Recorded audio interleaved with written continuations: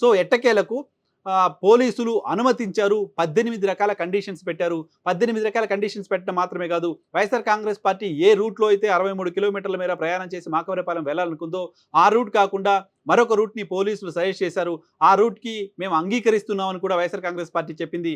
YSR Congress party చెప్పిన తర్వాత ఇప్పుడు ఇంత సుదీర్ఘంగా ఆయన రోడ్డు మార్గం ద్వారా ప్రయాణం చేసి అక్కడికి చేరుకోవాల్సి ఉంటుంది కాబట్టి, ఈ రోడ్డు మార్గంలో ప్రయాణం చేసే సందర్భంగా ఏం జరిగినా, ఎటువంటి ఇన్సిడెంట్ జరిగినా, ఎవరికైనా ప్రాణాపాయం జరిగినా వైఎస్ఆర్ కాంగ్రెస్ పార్టీ బాధ్యత తీసుకోవాల్సి ఉంటుంది అంటూ ప్రభుత్వం వైపు నుంచి వినిపిస్తున్నమాట, పోలీసు అధికారులు చెప్తున్నమాట. సో గతంలో జగన్మోహన్ రెడ్డి పర్యటనలో వ్యక్తి మరణించడం చూసిన నేపథ్యంలో ఇప్పుడు ఈయన ఇంత సుదీర్ఘ దూరం ప్రయాణం చేయాల్సి ఉంటుంది బై రోడ్ కాబట్టి, ఈ రోడ్డు ప్రయాణంలో చాలా పెద్ద ఎత్తున గ్యాదరింగ్ కూడా వైఎస్ఆర్ కాంగ్రెస్ పార్టీ ఏర్పాటు చేస్తోంది. ఇప్పటివరకు జగన్మోహన్ రెడ్డి బయటికి వెళ్ళిన సందర్భంగా చాలా పెద్ద ఎత్తున జనాలు రావడం కూడా చూసాం. కాబట్టి ఈ 60 కిలోమీటర్ల రోడ్డు ప్రయాణం అనేది ఏ రకంగా ఉండబోతోంది? ఈ 60 కిలోమీటర్ల రోడ్డు ప్రయాణంలో ఏం జరగబోతోంది? ఈ 60 కిలోమీటర్ల రోడ్డు ప్రయాణం సక్రమంగా జరుగుతుందా?